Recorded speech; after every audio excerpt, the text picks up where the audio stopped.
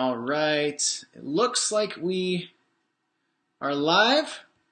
I would love if I can get a thumbs up, or I guess you can't thumbs up in here. If you guys can let me know if you could see and hear me just fine, that'd be awesome. I would love. I obviously am in a different location, so connection and stuff is something I want to be aware of. I want to make sure that everything's good. Just pulling up the chat so I can see you guys here, and then we'll be off to the races.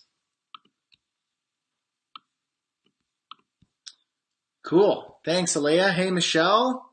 Hey, everyone. Feel free to say hi. I'd like to see some names and faces. Hey, Joseph. Glad to be here. Glad to see ya. Welcome, everybody. I'm excited for this. This is a different Office Hours Live. As you can see, I am in a different background. There's something going on. Is that a green screen? Nope, it's not. I am in the mountains, in a little chalet, on a writing retreat is what I'm calling it. It's really what it is. I have a lot of content to write for launch, the first course. And I just felt that if I could get away for a few days, I could crush it. Literally wake up, have some coffee, and start writing and write well into the wee hours of the next day. And that's what I did last night. I'm doing that again today. I've been writing all day. Holding myself up in a chalet under the mountain here. It's beautiful outside. It's snowing right now. There's a mountain right there. So I'm just here by myself doing some writing. And I'm making insane progress. I wrote an entire module just this morning. And I plan on writing another one. I'm hoping to get as much progress, if not complete all the writing for the first course, so that I could just get to filming. Because I'm writing scripts, and these lessons are the scripts for the videos and for the study guides and everything like that. And so that means if I can go home and have a ton of this writing done, I can go home and just start filming, and I can get this course out sooner than I had planned, or at least stay on schedule. I'd like to actually do it faster than planned. Let's see. Aaron says, hey, I made it. Glad to see you here, Aaron. I noticed that you said you weren't going to make it. You sent me a message in Slack there and said you weren't going to make it, but it's nice to see you here, so that's awesome. Hey, Chris, Andy Malone, greetings and salutations. Hola. Ayan Banerjee, hey, love from India. Hey, glad to see you here. Thanks for tuning in from all the way over on that side of the world.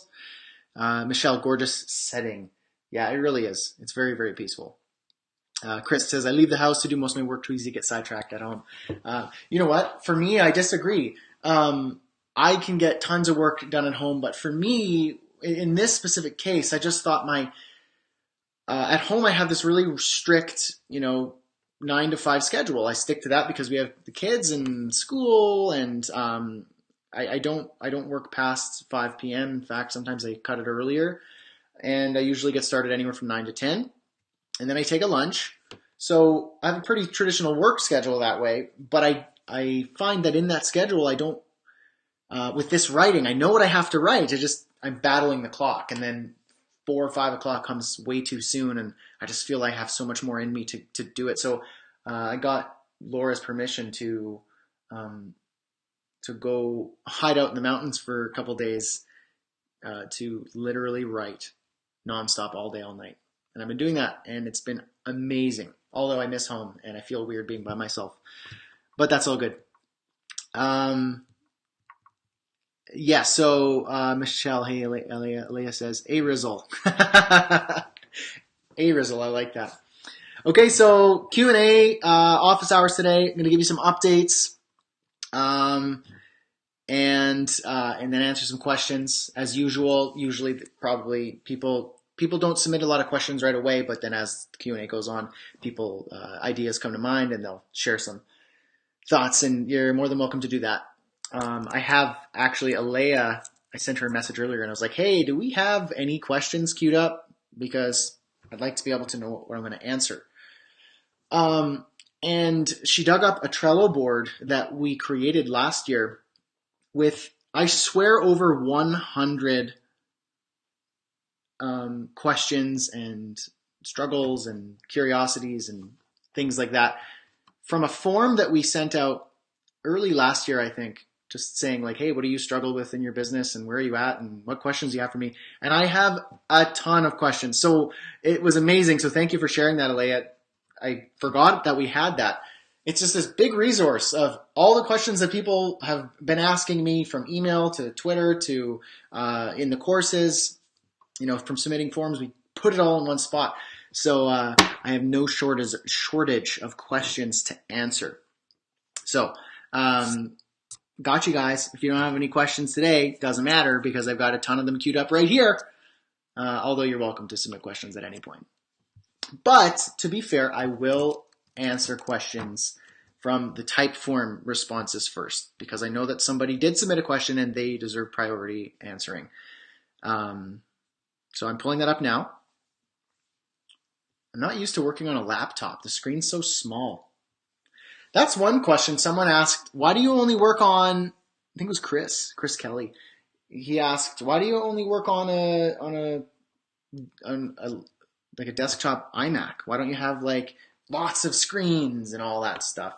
At one point I had lots of screens. I remember I at one point worked with 2 or 3 monitors because I thought it looked cool. I looked like I was at like a pilot's dashboard or something in the space station. But it was just distracting and hard on my neck because you've got your little laptop down here plugged into a monitor here, and you got one up there, and you're always doing that, and you're like cranking your head this way and then cranking your head that way. And I just want one thing to look at, and I have a big old screen. I got the biggest iMac monitor there is, or not monitor, but the biggest iMac screen there is, and so it's massive. The resolution is insane. I don't need anything more than that. Anyway, I got sidetracking myself here. Alea says we have 4 questions in queue right now. Okay, amazing. I'll answer those first. Michelle, I submitted 2 questions. Hope that's okay. This face. Yes, it's absolutely okay. The more the merrier, as Alea says. Absolutamente. So I'm going to pull it up. So I'll give you guys priority, and then I'll go through any questions that I want to, answer. That will be relevant to you, of course. Office hours questions. Here we go. Pulling up the Trello board. Oh, I know why I talked about the monitor, because my screen is so small on the laptop that it's hard to see the comments and the Trello board and the questions. I'm just used to something bigger. Okay, anyway, get into questions. Ronik. Hope I got your name right there, Ronik. What would you like to ask, Brad? I've recently started working with my first client. Yes, sometimes he likes to call me while I'm working my primary job. Uh-oh. How would you handle this moving forward? This client is great, but I don't want to create a bad precedent as I deal with more clients in the future. Okay, great question, Ronik. Okay, let me just pull up the comments so I can see what you guys are saying as well. You need to establish boundaries, first of all. Right now in your current situation, you don't want to get yourself in a weird situation at work where your boss goes, who the hell are you talking to? Are you doing business on my dime? Because I know I wouldn't be happy about that if I had a brick and mortar shop and one of my employees was, doing business on my dime. That wouldn't be that cool. That's why, it's best to do it on your own time. So lunch break, breaks, things like that. I don't advise that you disrespect your employer. But your question is, it's like he calls me on while I'm working my day job. So you need to set boundaries, and maybe not, you might not want to tell your client, hey, I'm currently at work right now, and whispering, I'm at work right now, can you call me later? It sounds like you're cheating or something like that. You don't want to do that. You might look unprofessional. Probably what you should do is actually, as Michelle says right there, I require clients to schedule calls with me. I don't pick up if it's an unscheduled call. Brilliant answer. Couldn't have answered it better myself. Thank you for that, Michelle. You're doing my job for me. Do you want to go up on the screen? No, honestly, that's a great answer. And I did the same thing because I was in school and then worked a year of a full-time job while I had a ton of clients. That's when that's when I built my freelance business up so that I could eventually go full-time. And that's what I would want for you. I don't take calls at any point. You can call me at this time and this time. Ideally, Ronak, use something like, what's the Calendly, CALENDLY.com. To say if you want to book a call with me, you set your schedule of when you're available, and then they can actually book a call with you. You get a notification of a client call that you can expect at a certain time based on your availability. You both will be notified. It's brilliant. It's amazing. Automation for the win. Do that. Don't just take calls at any point.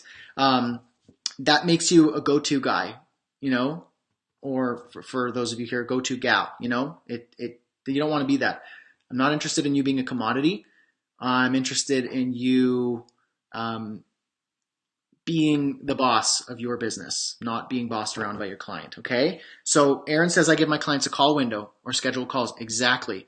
Alea says I have office hours that are established in my welcome packet when they become clients. Exactly. And for me here, why I do these weekly office hours is because I have to be respectful of my time and Alea's time to answer your questions at a specific time. Because if I just open myself up, and if if Alea opened herself up to just answering questions and I opened myself up to answering questions all the time, we would literally only be answering questions all the time about the course, about freelancing freedom and code college and things like that. So this creates an opportunity to know this is when I'm available to answer your questions and you have my time. So that's what you have to do. You have to be strict about your schedule, and that's respectful. I'm sure you are not offended that I say I don't really take questions outside of office hours. It's because if I answer everybody's questions, I'm only helping one person when that answer to that question could probably help most people in the course and in the general community, the greater community. And that allows me for the rest of the time to actually get work done to serve you better. Right now, I'm on a little mountain writing retreat to serve you better so I can create the best course I could possibly create for you instead of just answering questions that I could do right here. You need to do the same thing.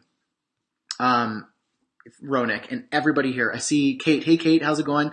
Kate says, I started using Calendly this week and it is great. Yes, I couldn't sing the praises of Calendly enough. It's amazing. I use it for client calls, for student calls, for coaching calls. That's the train. Student calls, client calls, in-person meetings, what else? Road mapping sessions for in-person, consulting and things like that. It is amazing. Alea says, I literally just made my office hours today by 10 minutes. That's awesome. So, Ronak, how would you handle this moving forward? Calendly, be strict about your schedule. You're not going to scare your client away. And if you do, then you scared the right person away. Because if somebody just wants full access to your schedule and to be able to just own your time like that, you don't want to work with that person. No matter how much money they're willing to pay you. You don't want that. So that's what you do. And also, you don't want to be disrespectful to your current employer. It's not okay. So, Ronak, thanks for the question. That was amazing. I appreciate it. Okay, let's see. Got some more questions. Michelle. First question from Michelle. I've recently realized that the area I love most is front-end design and development. That is creating the user interface and marking it up and then handing it off to a back-end developer to take care of the database, content management system, coding, and programming. The problem is I'm not sure that most clients hiring a freelancer understand that these are oftentimes separate skills and they're usually looking for someone who can do it all. Any advice seeking solely front-end work as a freelancer? Michelle, this implies that basically what you're asking here is it kind of implies that you are looking to fit a role as kind of a hired gun. And there's nothing wrong with that. You have a specific expertise and discipline, and that's what you want to offer. That's the the pocket you want to be able to fit it within. That's okay. Usually that's reserved for being hired as a subcontractor from an agency or something like that. But what I would like to see for you is to not so much be a just a hired gun. What I want to see for you is that you are the business owner. Now, as you probably know from the course so far in launch and from these live streams and other things talks that I've done online, you don't have to know everything. I think it's brilliant that you know what it is that you love most.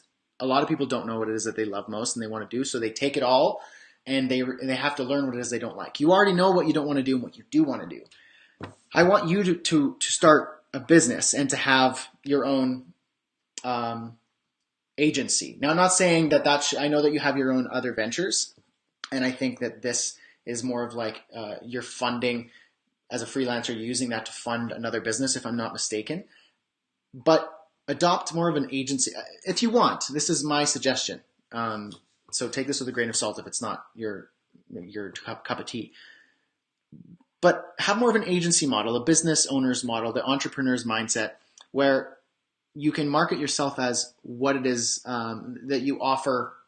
You offer building X, Y, and Z. So it looks like clients are thinking that you do it all. So market yourself as that within constraints. Don't say I do anything and everything for anyone, because that sucks. Say that, I build this. These are the solutions I provide for this type of business. And subcontract out the person, as you said you're doing, to take care of the back end stuff. In fact, as you grow that and you want to work on your other business, just be the project manager. Be the face of the business that says, hey, I got your request for proposal.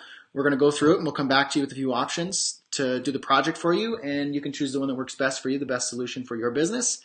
And then we'll have a kickoff meeting and then we'll go from there.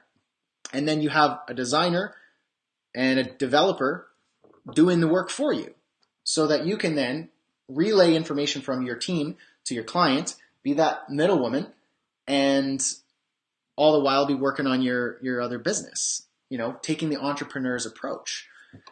And that's what I did. At first I did everything. And then I realized if I got somebody to help me build stuff, then I can take on more projects. Then I realized, hey, if I actually just stepped back from this and took a business owner's approach and had someone design it and build it while I managed it and directed the project, that means that I have a high profit margin, smaller amount of input, but I direct the project. Everything goes through me. But the people building the thing are separate people on different time zones. That way I could take on a lot of projects and build, in my case, my online education company. And that really frees you up. And so now that's if you want to take that approach. Michelle, if you want to go and be hired at as a subcontractor for an agency, and I know that there's a lot of money in that too. And I did a lot of subcontract work where I just did front end stuff for agencies, which was great. You need to be clear on that. You can say, I don't do back end stuff, but then it's possible they'll say, okay, well, I'll find someone else. But my preferred method is to say, yeah, for sure, we can handle that. And this is why with Freelancing Freedom, I like to try and have you go through the journey of, you start as a freelancer. The freelancer is that hired gun, and that's a great place to start. You're starting with service. That's what I want you to do. But I want you to grow into a consultant who owns a business. And so when somebody hires a freelancer, they expect that person to do that job. They don't really even think that the freelancer has other freelancers and under them, because now you're not really a freelancer. You're a business owner. You're a director of a company or of a business. So I want you to get to that level. So if you're marketing yourself as just like a solo hired gun freelancer, then you're broadcasting one thing when you want to do another. What I think you should do, as I mentioned, to kind of wrap this question, is say yes to the project that you want to do your part, and subcontract somebody else, but market yourself as a business versus Michelle, the freelancer. Be Michelle Carroll, or Carol rather, the business owner, and we as a business will handle this. Michelle says, great advice. Been trying the strategy out and I like it. Just learning I need to strengthen management skills to to my back end people. Otherwise, the workload ends up being the same. Sounds like it's, you might be still typing. Worth it though. One, worth it. And two, just waiting for your response there. Okay, I have something to say about that. So you said that you need to strengthen your management skills. Here is another approach. There are people who are amazing managers, amazing business managers, amazing project managers. And you were saying, sounds like one, it's worth it. And two, that was just saying that one of two comments. Oh, okay. Okay, so if you want to be the project manager, you can be. But if it's not your strength and you don't really care to do that, you can act as the director of the company, the person who directs the project, who everything goes through, like the CEO, so to speak, and have somebody run the business for you, be the project manager for you. So think of a restaurant. The owner of the restaurant, maybe at first, is in the kitchen and, bussing and waiting tables and doing anything and everything as they start up. But as they grow, and then they just become the manager. But then as they grow further, they realize my time is best spent not managing. I'm not a manager. I'm a business owner. I'm a CEO. I'm an entrepreneur. And I want to oversee the operation. I don't want to manage the operations. I want to oversee it. I don't want to work in it. I want to work on it. So they hire a manager who is an excellent restaurant manager. And so that's what I'd like to see for you. If you don't want to be the manager doing project management, find somebody to be that, to fill that role.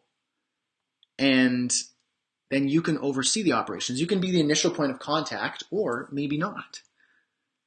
And that's the beauty of this, is then you get to step outside of it and work on the business, oversee it, and look at it as that creating that business and go, okay, I like this.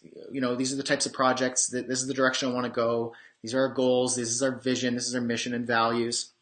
And I want to make sure that this is happening and this is happening. And your manager, the project manager, communicates with the client. They have experience with it. They're good with it. They have a friendly face and a friendly voice. They're good at, mediation and discussing and, handling conflict. They can communicate with maybe a developer who's not really good at communicating. They can keep things on track. They can make sure everything looks polished from a communication and a management standpoint. And that is an amazing position to be in. For example, you guys all know Alea. That's essentially what's happening in my case. Alea acts as the business manager. I'm overseeing the operation and I'm creating, I'm writing, I'm the creator and the producer of the whole thing. But my time is not best spent managing it all. I can, and I have done that for years. But it comes at the sacrifice of creating quality content, consistency, my own sanity. When somebody could go, hey, I'll manage it. I'll take care of this stuff. I need you to do this. You go and do this. And that's what you can also do in your consultancy. So instead of just being Michelle, the freelancer, and then only wanting one part of it, Michelle has a business and she oversees the business and has somebody handle the daily operations for you. Does that make sense? That's essentially what it is that I want for you guys. To be able to create a business that you grow, you do everything, you start it, you're at the nucleus, the very center, and you grow it and you work hard. And that's where hustle and all these things are actually important. You work on the right things and you grow it and you grow it and you grow it. You build that snowball and then you start to push it. You're pushing it uphill and it feels hard. But as you get to that critical mass, that tipping point, I want it to get to the point where you have the proper flow, you're eliminating what doesn't matter, you're automating or delegating to people who can do certain things better than you, and you're automating pieces that don't need to be manually handled by a human, such as Calendly, which was Ronik's first question, and other people saying, wondering about time management and scheduling. And for your question, how do I handle things that I don't want to do or can't do? That's where delegation comes in. That's where approaching it as an entrepreneur comes in. And that's what I want for you guys. So that was an amazing question, Michelle. Thank you so much. I really appreciate that. Great question. Okay, now there's another question from Michelle.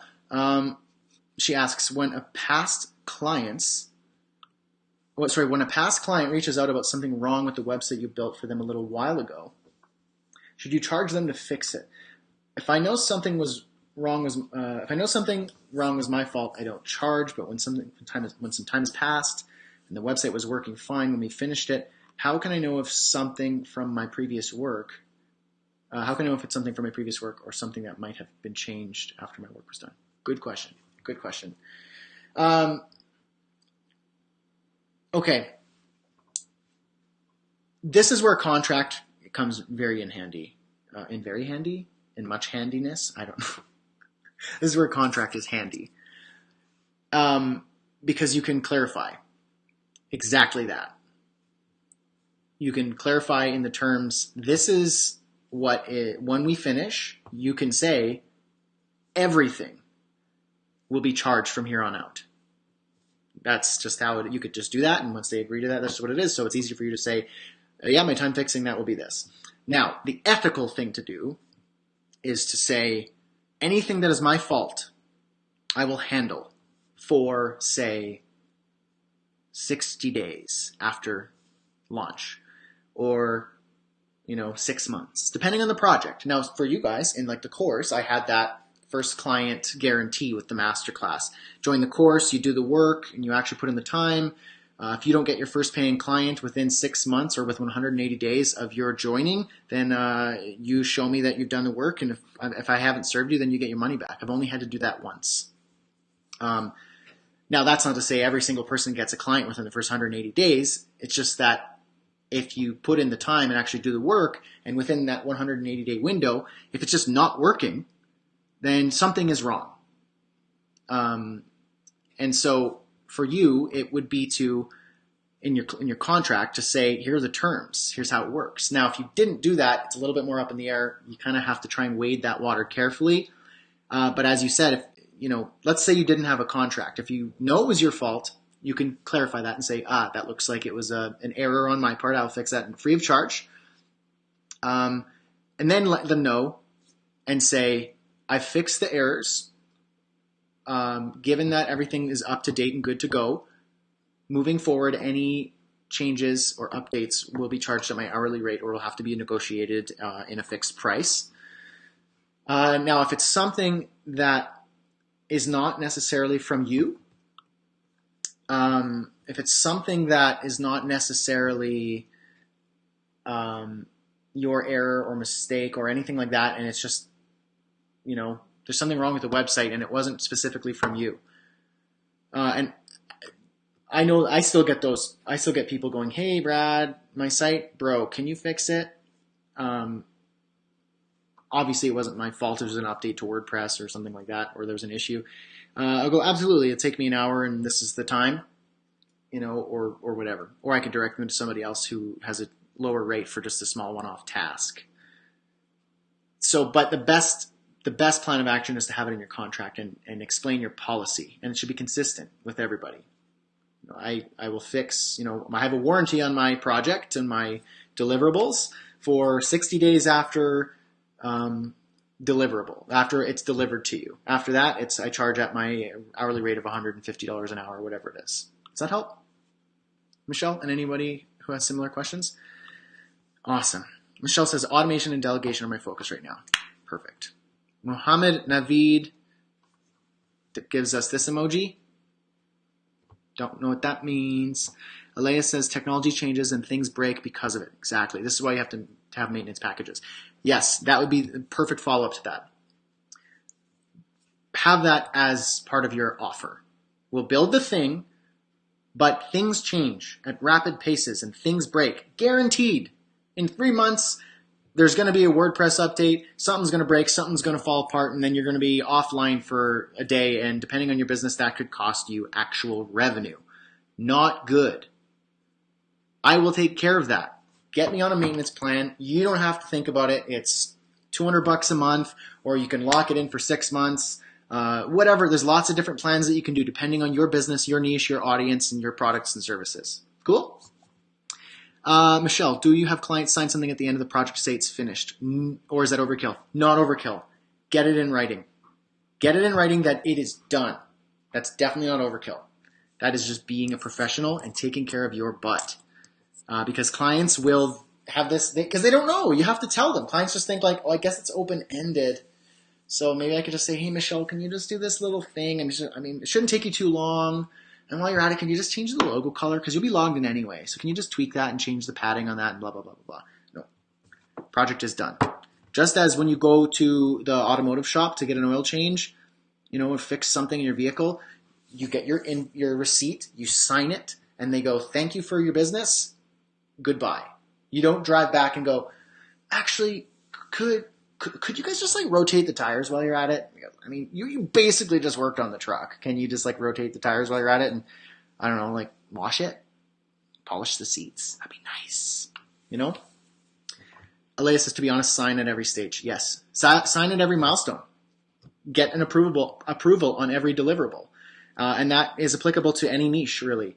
People from Kate's business who, is in the HR field, providing human resources to companies and startups. At each stage of your business, at each milestone, rather, of the project, get a sign-off to get approval where appropriate and applicable. To web developers and designers, building an actual project. To app developers, to coaches, if you provide coaching. I know I had a friend, or an acquaintance rather, contact me and say, hey, would Freelancing Freedom, the new course, apply to me? I am in the field of, I'm a social worker and I can help parents. I want to start a business helping parents have better relationships with their kids for mediation, conflict management, and developing systems to help people at home. Even that. There's stages. If you say, this is what I can do, this is our coaching package, this is what we're going to do, these are my deliverables, and at every stage you can sign off. Scope creep, says Michelle. Exactly. And Kate says, I like the 2 p.m. time. Cool. Maybe I might like this too. I usually try and put it at the end of the day because I get a lot of work done. But I don't know. Maybe it's good. If people like this and it's good, then maybe it's something we could try moving forward as well. Let's see. Okay, more questions. Awesome. So thanks for the question, Michelle. Again, 2 good questions. Okay, we got A Rizzle Faux Shizzle is the name that was submitted. I'm just saying it how it is, folks. With all my ideas. The idea man. Aaron says, no, it's lunch where I am. Aaron is mad because it's lunch. Can't help. I can't satisfy everyone, folks. Can't satisfy everyone. I don't know. That's why I'll just do it when I want. And you guys will just come on my schedule. Okay? That's just, you will attend when I want you to attend. Okay? Sorry if that doesn't work for you. We're still figuring it out. Whew, questions coming in like crazy. Okay, A Rizzle Faux Shizzle. That is Aaron. With all my ideas that I have brewing for myself and my business, along with client work and family life, I'm finding myself feeling really burnt out. I have all these things I want to start working on, but not enough energy at the end of a 10-hour day to continue sitting at a computer to do them. What do you do to combat the feeling of just wanting to take the night off? Don't get me wrong, I know it's good to take some nights and just recoup from working hard, but I'm battling the feeling every night that it's just not productive for me. Okay. I would love to hear other folks watching your take on this as well, because I'm happy to answer this, but I also love to see, for those of you who have experienced the same thing or are experiencing it or have experienced it in the past, I'd love to hear share your experience on that as well, because that can be helpful for anyone else and for Aaron. That's a great question. Okay, so I'll try and do it justice. The problem, okay, got me thinking. I have a kind of a basic, understanding of how you work and your kind of style and personality, Aaron, and from talking to you a few times and everything like that. You kind of said it right there at the beginning. I have all these ideas brewing for myself and my business. Along with, you're like, you got a lot going on. So for you, Aaron, you're going to need to you're going to need to free your brain up a little bit, because burnout comes from doing too much, thinking too much, and having that mental load. Your processor just can't compute. It's just like too much information, too much happening. System overload, 404 page not found. Joke for you web developers out there. I'm an idea guy too. And I have endless Trello cards and boards and notes. Like this notebook is just like, I can go through and just see these ideas, kind of like Da Vinci style. You know how Leonardo da Vinci had his notebooks and stuff, and you have all these ideas that really, a lot of them never came to fruition. Alea, you're already on it. You already answered it. Perfect. Make a Trello board for all of your ideas. You can always come back to them later. As Brad stated, get them out of your head. See, Brad is in my head. You're in my head. Same person, kind of, in the brain. Exactly. Get your ideas and your thoughts out of your head. Free up that mental load. Clear up the RAM. Clear up the processor. Because you can only take so much in this brain of yours, and it will bog you down. Because you get a cool idea, and you go, oh man, and then you start jamming on it, you start thinking about it, and then you really get addicted and obsessed with that idea, and then your kid comes in, and then this happens, and then your boss comes in, then you got to do this, and you got to do this, and another idea, and a client. Oh man, you're going to burn yourself out, which it sounds like you're already doing. Get your ideas out of your head, get your thoughts out of your head. A notebook, take a pocketbook, a notebook, Trello board, whatever it is, and if you have an idea, it pops in your head, and you go, oh, I like that. Write it down. Get it out of your head. Done. Come back to it. Review your idea list once a week, once a month. Go through, and then you can apply the eliminate, delegate, automate. 80-20. Whatever optimization method you want to do to go, that was a terrible idea. Wow. Get rid of that. Or, oh, wow. That was like a moment of genius. I'm gonna think about that one a little bit. Let's spend some time, fleshing that out a little bit. Or maybe you can delegate to somebody a certain thing, designing something. You have a cool idea for a brand or a logo, or you want to write something. Here's another thought. If you have an idea for something, get it out of your head. Take out your phone and use your voice memo recorder and speak it out. If you're driving and you have a thought or idea, speak it out, record it. Rev.com does transcriptions, and they have an app where you can. It's $1 a minute, I believe. And if you have a thought for a good idea and you want to have it written as well, you can speak it in the Rev recorder on your phone, and it will submit it. 8-minute video, whatever, $8, and they will transcribe that audio for you. So you have a document. You can automatically upload that to Trello or Dropbox or whatever. You can automate that process and have your ideas list all kind of set up and there for you to review instead of holding it in your brain, because that is going to drive you nuts. Okay? So Aaron says, I drive 2.5 hours a day.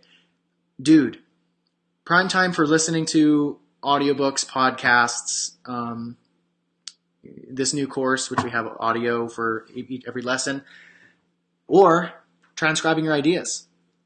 If you want to record it as audio, or if you want to record it with the rev.com audio recorder, it's $1 a minute, and you think it's a good enough idea to pay, $5-10 to have them transcribe it into a nice document for you, beautiful. Do that. So get it out of your head. Step 1, get it all out of your head.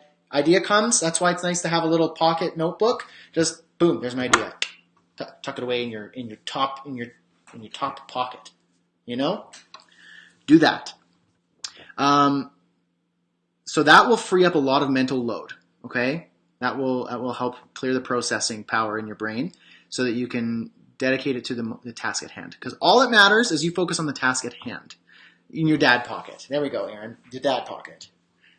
Exactly. Love it. Okay. Now that's going to help you with the next problem, which is what do you do when you want to just take the night off? I know it's good to take some nights off, but how do you I want to recoup from working hard. Clearing up that mental load is going to really help you. So that when you're with your wife, with your wife. When you're with your kids, with your kids. When you're making supper, you're making supper. When you're driving, you're freeing up the mental load from the day. Start the morning, if you're driving in the morning to your work, Use that as your journaling time. Mind dump. Clear your brain. Start the day off, get everything off your mind, whether it's a good idea, bad idea, it doesn't matter. Put out a million bad ideas. Maybe there's one amazing one in there that you'll find next week when you review it. So clear your brain. That's going to help you relax a little bit. Focus on the task at hand. You know the methods that I've mentioned for blocking and batching time. Talk about it in the new course, in the new module coming out, which I'll tell you about soon. And that's going to help, you say, okay, I'm working these times, you're going to have more ability and willpower to work on your business outside of family time and work time. So does that help? I think the main problem, Aaron, is that you have, and I've talked to you, and I can even see it in your own, I've talked to you and said something, and I saw you go like this. Caricaturizing it, but just imagine I'm talking to you. This is what I see. You went off into idea land. Oh, and you've literally said, that just gave me a whole bunch of new ideas. One, that's amazing. Two, no, we've lost him. Get it down on paper. Write it down. Pocketbook in your dad pocket. Just get it out of your head. You're an idea guy. I love idea guys and idea gals, but you got to get it out of your head because most of them aren't going to see the light of day. That's okay. Some of them are going to be gold, but they're not going to stay up here. You're going to lose it. You're going to lose your mind and lose your ideas. Write them down. Get them out of your brain. Okay. Good question, Aaron. Love it. Thank you. And you laughed really loud at that because you know it's true. Okay. Good. I love it. Okay. Ooh, more questions. We got Yash. Cool name. Love it. What are the new things and technologies that are necessary for today's web design business, and what are the factors to see while pricing? Okay. I expect these questions because I open these office hours to the public, and so I know that with my YouTube audience, a lot of web developers and techies and things like that, and I understand. So bear with me here. I'm going to try and give a very brief answer. These office hours for Freelancing Freedom is about helping you start a business. Web designers, or anyone who's looking to get a job, you're going to have a vastly different approach than someone who's starting a business. Someone who's looking to get a job as an employee is going to go a different direction than someone who's trying to start a business. Okay. So it sounds like, Yash, you're trying to keep your finger on the pulse of the latest trends and technologies for web design development so that you can be a hireable employee. While that's fine, that's not necessarily the scope of what we talk about in these office hours. And I want to challenge you, unless you want to be an employee, my advice is just Google 2019 web design trends, 2019 programming languages, and that will give you the answer. A nice little Google card will pop up and say, Python, this, C++, jQuery is dying, PHP is this, blah, blah, blah, blah, blah. You're going to hear all this mumbity-jumbity stuff. Just learn what it is. So find the job you want to apply for, find that agency, find that company that you want to work for, or somebody that represents it, whether it's a Google or a startup or whatever. See what it is that they want of people like you. What is that job description? What do they want?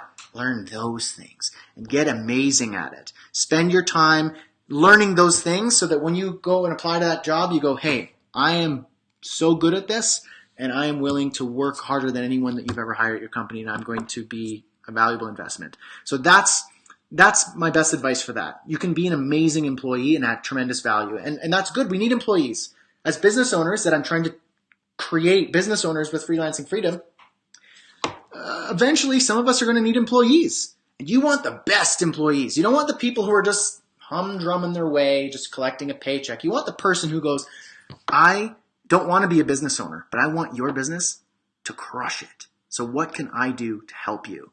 That is honorable. So if you could be that person, find the job you want to apply for, find what it is that they want, and be good at that. So now, Yash, or anyone, if you are wanting to start a business,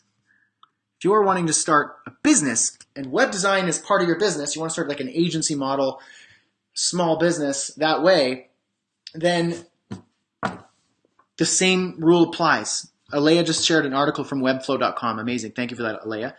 You can easily find the latest trends in technology, but here's the deal.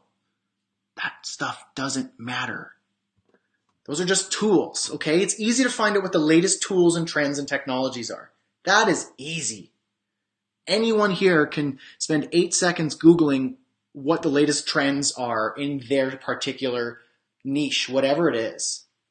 What matters is who are your clients? What do they want? What do they struggle with? How can you solve the problem better than anybody else in your niche? That's what you want to do. The tools, Google it, find out. And then don't spend the next year learning those skills and tools and acquiring those certifications and blah, blah, blah, blah, blah, only to next year have that be irrelevant and have to learn a bunch of new skills. You're never going to get anywhere. You're on the hamster wheel. You're running, and you're getting nowhere. You don't want that.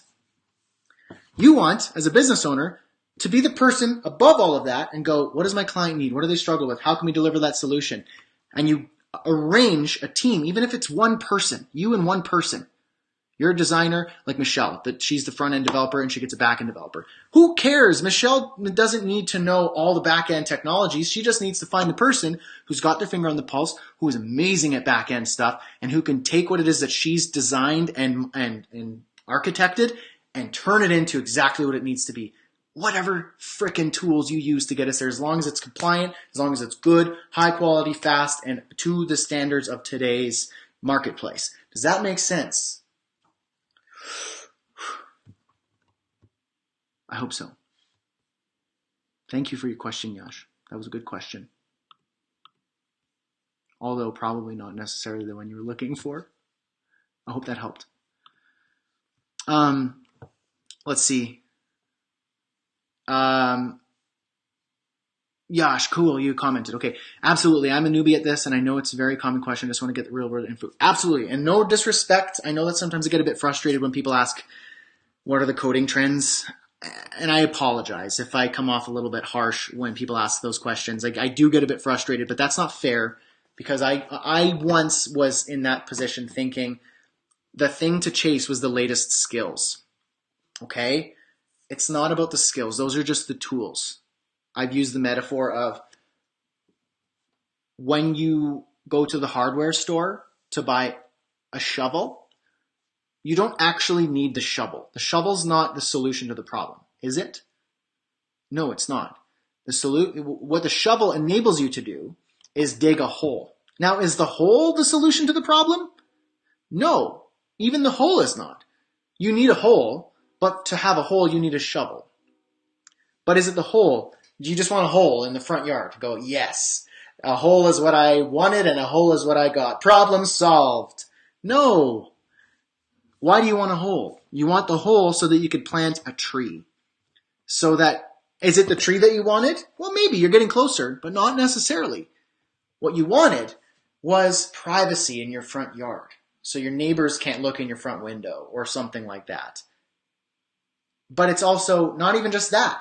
It's the feeling of having a beautiful looking landscaped front yard when you look at your house. So that when you come home and it's a beautiful summer day, you go, I am so grateful for my home. Look at how beautiful this is. Maybe it's a fruit producing tree and you want pears or fresh oranges if you're in Florida to take off the tree. So the shovel is the tool. That's HTML. That's JavaScript. That's C++. That's Perl. That's Python. That's, whatever language is going to be popular next year. They're shovels. You're chasing shovels. You're forgetting the big picture. You go to the hardware store not to buy a shovel, but to have the feeling of satisfaction when you look at your home and grab a fruit off the tree that you planted and go, I love my home. That's what you're getting at the hardware store. And that's what you're doing in business. So when people ask, is it what's the tool I need to chase? Doesn't matter. You need to find something that solves the problem. So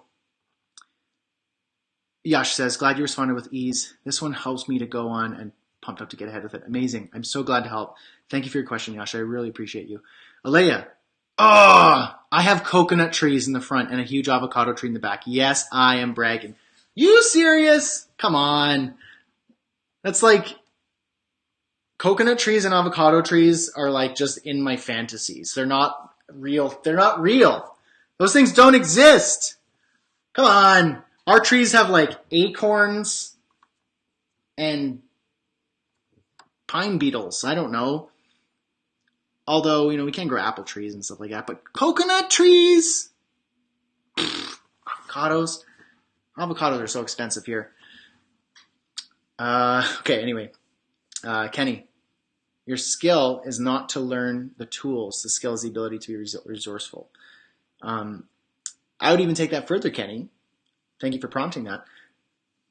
Yes, the skill is the ability to be resourceful and find what it is that you need, finding the tools. But the skill is to be able to even identify what the problem is and then be resourceful and know what tools are going to best get the job done. That's important for an entrepreneur. And Kenny earlier asks, any plans for a Freelancing Freedom podcast channel?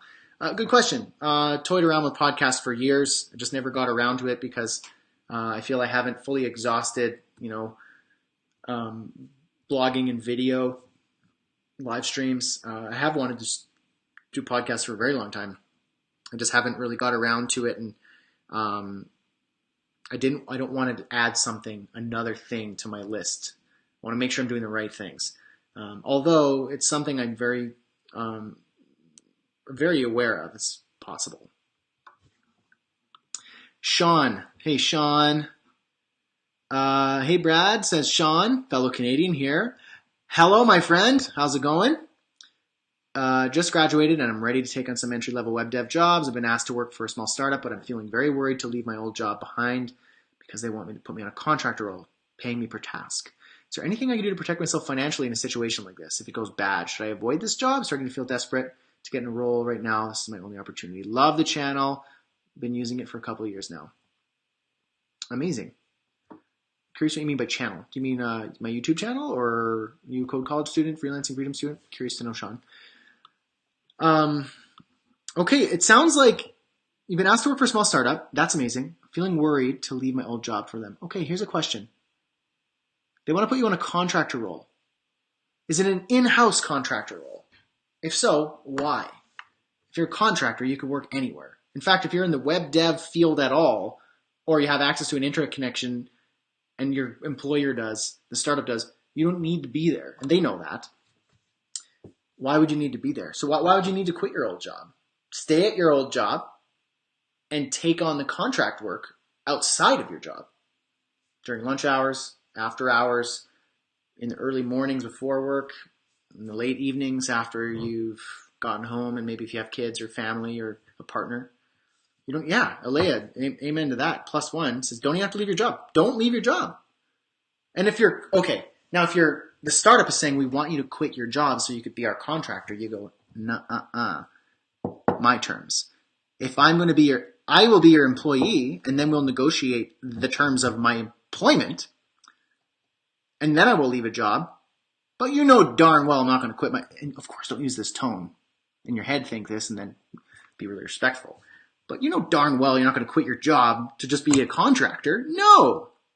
You want to be working your full-time job that you are so grateful to have. And the contract work is just you being a freelancer and taking on contract work. You don't need to quit your job for that, dude. So don't quit your job for that. And I know you're in Canada, so I understand the economy and the how it works with the web design and web development startup culture, whether you're in Vancouver or Toronto or Calgary or any city like that. I get how it works. And they don't need you to be there if you're a contractor paying you per task. You could be more effective as a contractor out of house, working where you want to work, working from home, working at midnight, working at 3 a.m, working at Saturday from Florida, picking coconuts off your tree. Okay, super jealous. But you don't need to be quitting your job to be a contractor role. So how do you protect yourself financially in a situation like this? If it goes bad, don't quit your job. And tell that new opportunity for the small startup that, of course, I'll be a contractor, and we'll drop some contracts, and I'll work for you per project, and we'll pay fixed rate for my work. Here are my terms.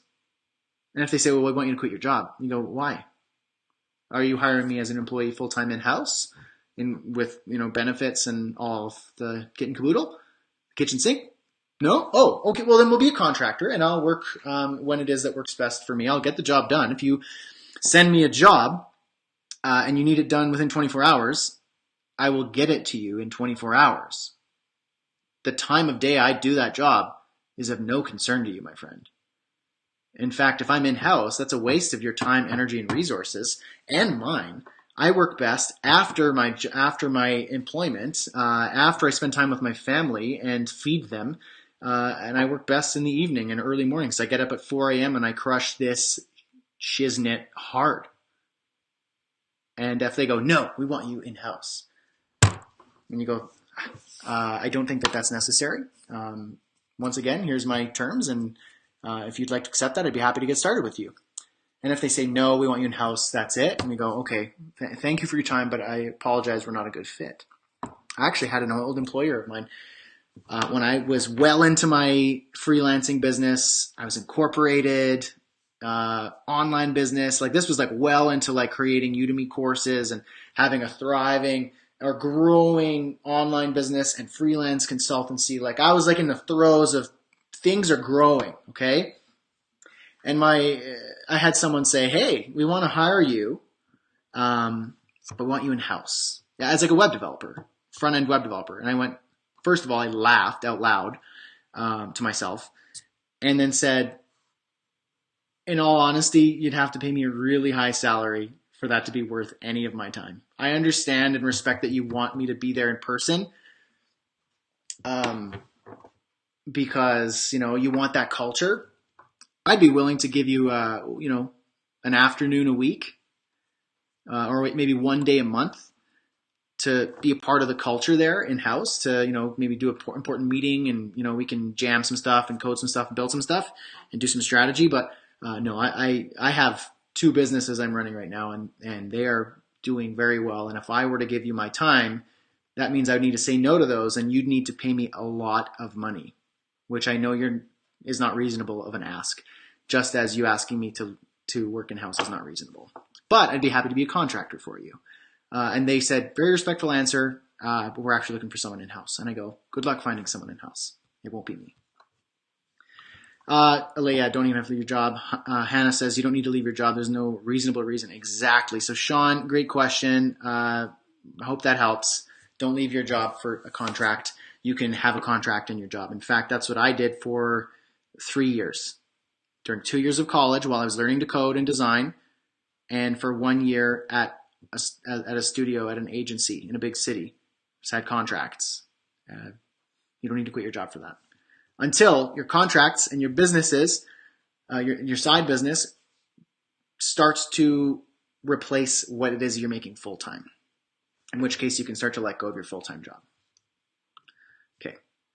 Andre, Brad, I got hired as a front-end web developer shortly after I finished your Ultimate Web Developer and Designer course on Udemy. That's amazing. Good news. I appreciate you sharing that. It took me 2.5 months of learning 8 hours a day. Awesome. Doing side projects as well based on your lessons. Just wanted to thank you. I recommended your course to all my friends who want to learn web development. Thanks, Brad. You're amazing. Well, that was really nice. I really appreciate that. Thank you for sharing that, Andre. I am so happy to hear that's what resulted from you taking the course. And there you go, folks. Like, if you're wanting to learn a new skill and get into a new career and start a business or, get some clients or find a job, it's simple to pivot and make a big change. Easy is another thing. You can see Andre here worked really hard learning 8 hours a day doing side projects and just crushing it. Within a couple months, 2.5 months, Boom, life change. Amazing. And his question is, do you plan on making another tutorial in the future? I'm assuming you're referring to a coding tutorial. The answer to that is maybe. I love coding tutorials and they're so much fun, but it's not my primary focus right now. My primary focus is this, freelancing freedom. Helping people start businesses and create a living doing something that they love. Web design and talking about building websites and marketing yourself. It's all a part of the umbrella, but it's not, I'm going to spend, 2 or 3 months making, a tutorial about HTML or something like that. I have an abundance of that out there. I'll update some old stuff perhaps at some point, but my primary focus at this moment is freelancing freedom and the courses that I'm developing. So I would love if you had any desire of growing your client base, Andre, to join us at Freelancing Freedom. We've got some new courses coming, and we've got a free workshop at freelancingfreedom.com. No pressure to buy anything or join anything. You can get a ton of value just from the free workshop. And we have some really affordable entry-level lessons. And it looks like I've already proven myself to you, so I don't have to really pitch that I can teach something that helps. It clearly has helped you. So if you want to go that direction, I would be honored to have you join us at freelancingfreedom.com. Okay. Wow. Those were some good questions. I was really thinking I was going to need to pull out my Trello board with all of the questions from form submissions and emails and things like that, which are they're really good questions. But I really appreciate that we got some awesome 7 or 8 questions just now live. And we're able to fill the hour with ease. Love it. So folks, if anyone has any last questions or anything like that, feel free to shoot them at me here. I will share one more thing with you actually while maybe waiting for another question or two here. And if not, we'll wrap it up. But for those of you currently in the new launch course, I'm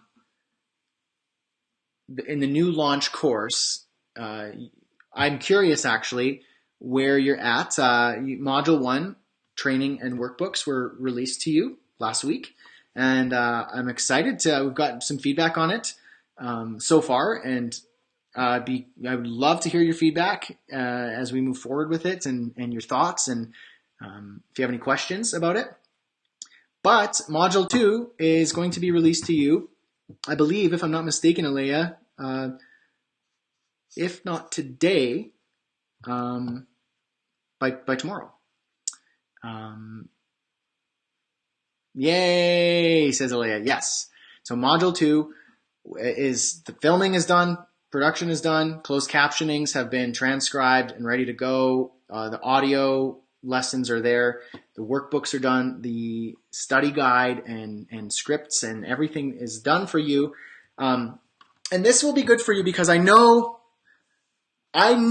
very well when I started out this course heavy on the mindset. I knew that some people would either love it or possibly even hate it. I did that on purpose. Now, my theory with it is, not my theory, my research and discovery with what I've been doing this for a few years now with Freelancing Freedom is people think that they need tactics and strategies. They think that they need, just give me a tactic, give me a software, give me a script, and I'll go with that. Rarely does that actually yield long-lasting, sustainable results in your business.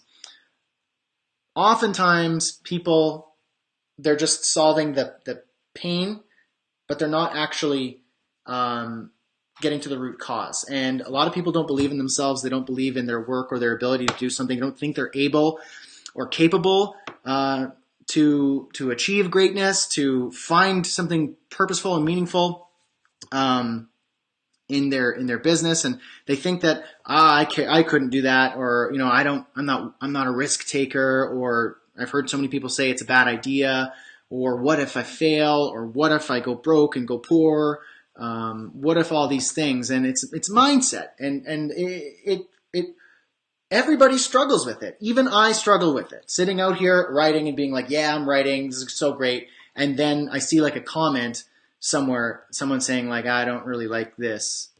I go, oh man, is what I am doing even worth it? Am I just spending all this time thinking I'm onto something and I'm not?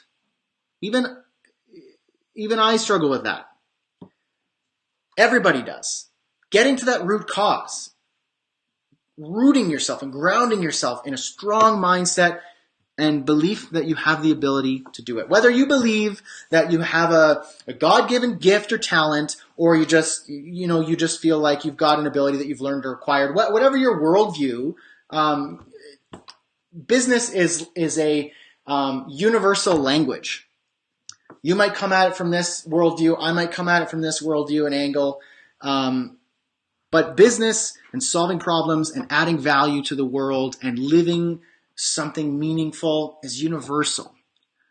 And whether I come at it from an angle and saying, you're created for a purpose and you don't believe that's the case, it doesn't matter when it comes to creating something valuable and living something meaningful. There are people out there who are skeptical of themselves and their ability to do something and do anything. And that's why I think with mindset, why I went into it heavy, because I failed to do that in the previous course. I had a little bit, I think, and I did some live streams on it, and it resonated with a lot of people. They go, oh, wow, I really do. Like, I have imposter syndrome, and I don't feel good enough. It's a thing. It's a real thing. And in our culture today, it's so much more prevalent. It's like at the forefront of people, and they struggle with it, and that's why I wanted to dive in hard with mindset, and whether that made you really pumped or it made you roll your eyes a bit, which I know some people are going to love it and some people are not. So with that out of the way, I know that that's important, at least for my methodology. If you don't find that that's the way that you want to go and you just want tactics and stuff like that, then maybe I'm not for you. But hang with me here. As we move forward, it's important to address the hard stuff, the stuff that makes it, that hurts, or that's a bit yucky, or that's a bit, and I find mindset is messy. It's like hard to get into that stuff. It's easier just to say like, give me a nice tactic and something colorful and pretty and I'll just work on that. It's hard to go, yeah, I really do feel like I'm not worthy of doing anything meaningful and I'm jealous of that person, I'm envious of that, and I just wish this and that and the other thing. To avoid that is easy. To dive into it head first and go, all right, let's dig up some dirt and let's build a foundation. That is hard and it's not pretty. Okay? That's why I did that. For anyone who might be curious why that's there, or going through the videos and going, ooh, is this what the new direction of freelancing freedom is going to be? Because if that's the case, I don't know. Hold on. Sometimes the thing that you don't want to do is the thing you need to do most. That said, moving forward, Module 2 is now live in your account. It's available. And it is all about, since we've addressed the mindset, now we're moving forward into Module 2 is all about, I'm pulling up the lesson plan here, success systems, hacking your primal nature. We're addressing things like how to be productive, productivity, and the right way to be productive, and the myths that have been told to you about productivity. And we go into that. The problem with hustle culture and more, and distractions, and needing to learn all these skills and all these tactics and all these certifications, buy this, buy that, read this, read that, all of this. And being busy and running and thinking that your movement and noise is progress when it's just you making movement and noise and prancing about. So we've got that. Practical things like identifying your true focus. What do you focus on? What do you know? How do you know where to dedicate your efforts? How do you know where to focus? How do you know what to look toward? And how do you know what to do? I talk about how you can identify and action and optimize your focus using plenty of different practical methods. The workbooks are awesome. And based on what I've learned from my students over the years of what they need, what they want, where they struggle, and how I can help tease out of them the results they're looking for. Because everybody's got the answer somewhere in there, but sometimes you just need someone to just tease it out. And that's what I'm trying to do with the workbooks. So we do a lot of practical stuff. And then we round it off with this building your best and forgetting the rest. The skills you need to succeed. So what skills do you need? What tools do you need? What skills, abilities, talents do you have on hand that you can work with? What are your strengths, your passions? How do you build from there so that you can create a business that has a really, really strong foundation?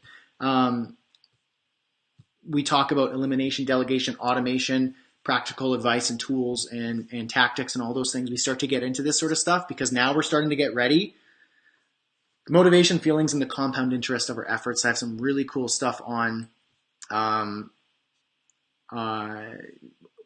negative compound effect of working on the wrong things.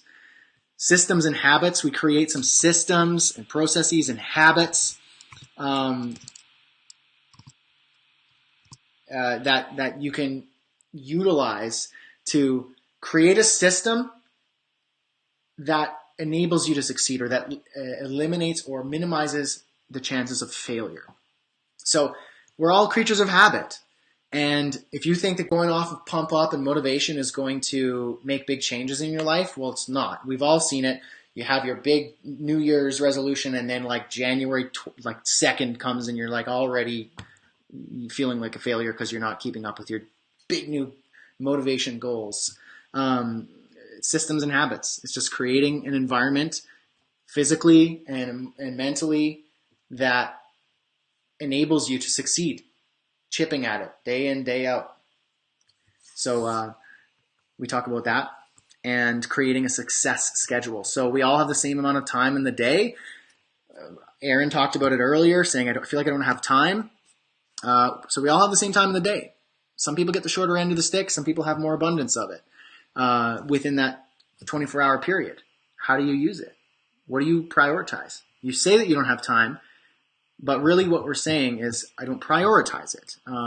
Now, some of you might go, no, it's not fair. I actually really don't have time.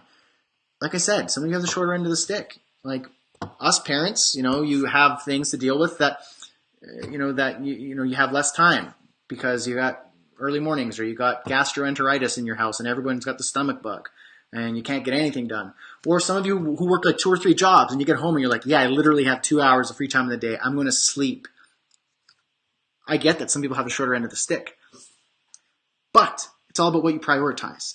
So maybe you have the 2 or 3 jobs, or you have kids because you prioritize family, or you prioritize making ends meet, or you prioritize this. It's not about I don't have time. That's like saying I need a shovel. No, you need the shovel to dig a hole to have a tree so that you can have the tree to look out and feel like your home is beautiful and you feel good about your property. It's not about I don't have time. It's that what do you prioritize? What does your schedule look like? What does your finances look like? We go into that really heavy, and it might actually stir up some feelings in some people, and maybe that's what I'm going for. That's Module 2, lots of really great stuff. I set up a reading list, actually, an interactive reading list that links you to my Amazon reading list that you can just directly buy or download that audiobook or physical book based on the reading list that I have read associated with the lessons, or I think that would be good for you further learning.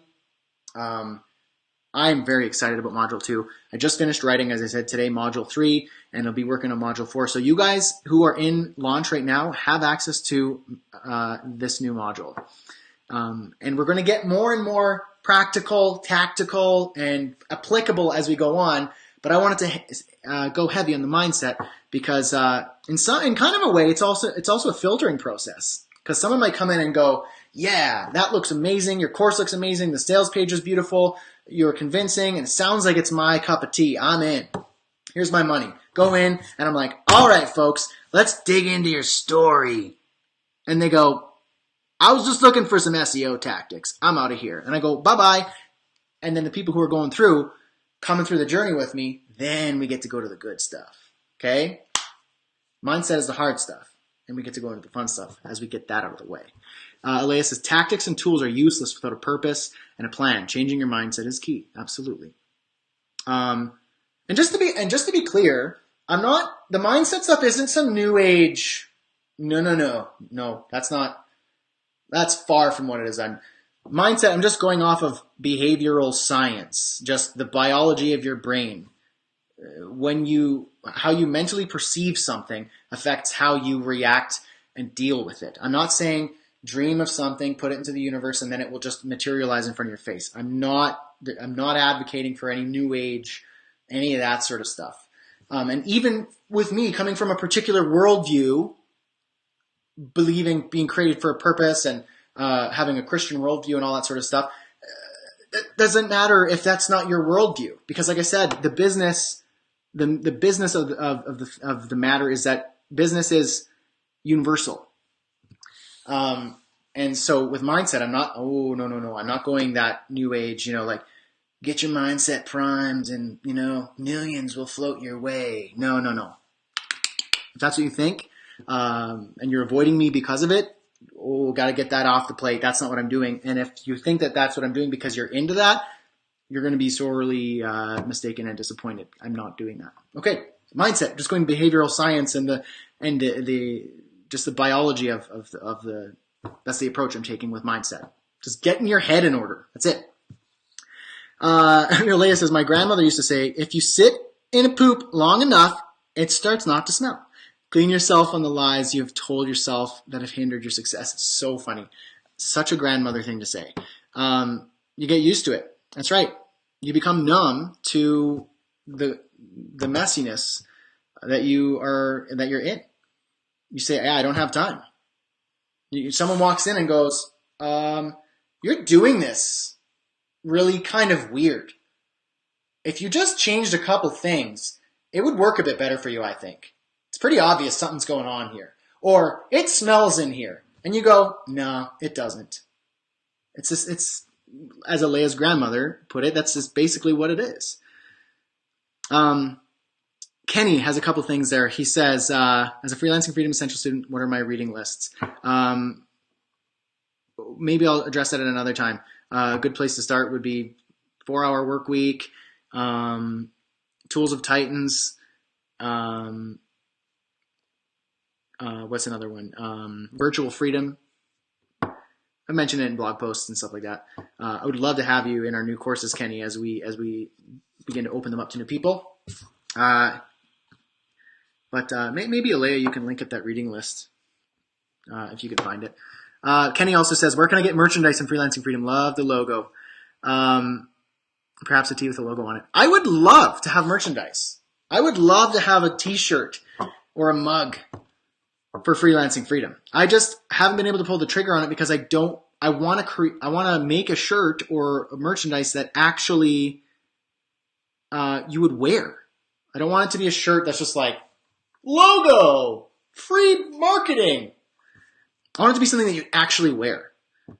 Like a principle, a statement, a word, and then maybe the logo or something like somewhere, indiscreet that if someone was interested, you could say, yeah, I'm a member at Freelancing Freedom and it's been amazing. But I don't want you to be walking around like marketing my thing. I want it to be a statement so that to show that you identify as a part of a movement or a group, something meaningful.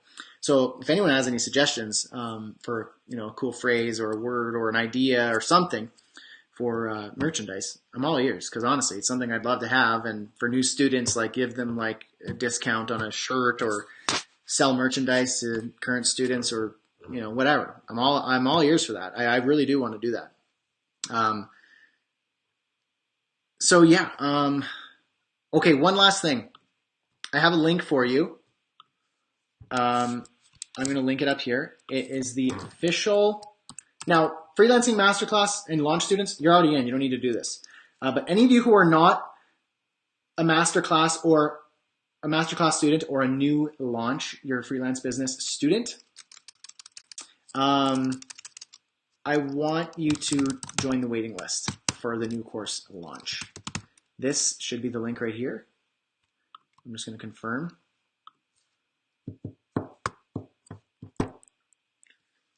And that is basically how you get on the waiting list for the course. And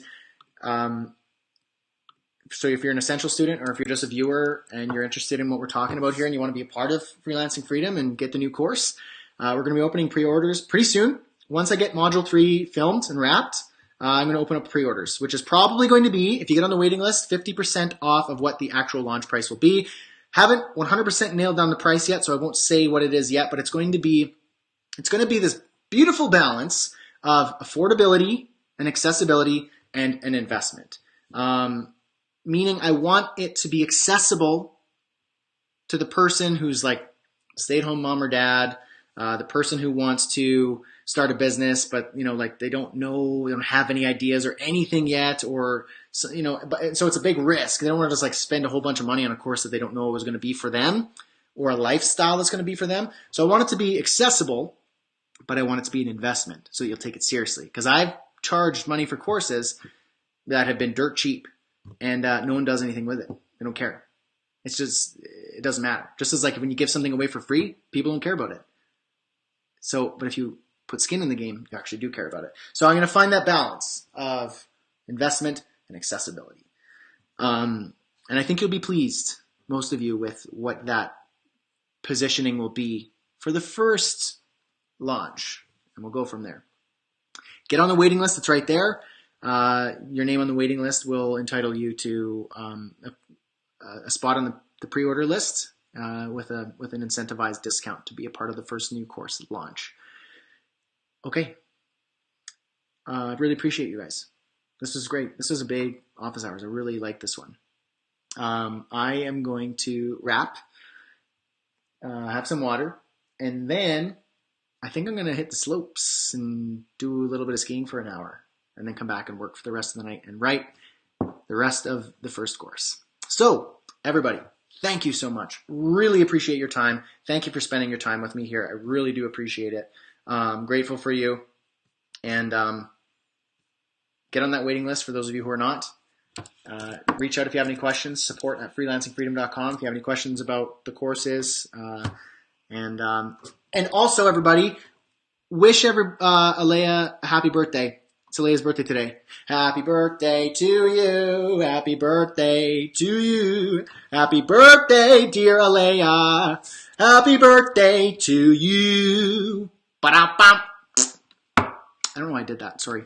Happy birthday. It's so amazing. You go be with your family. Go eat your cake. And I will go shred up some powder on the slopes as a birthday wish for you. Thank you, everybody. Really appreciate you. Have an awesome day. Catch you later. Cheers. And I'm just trying to find the end button. Okay, here we go. Bye, everybody.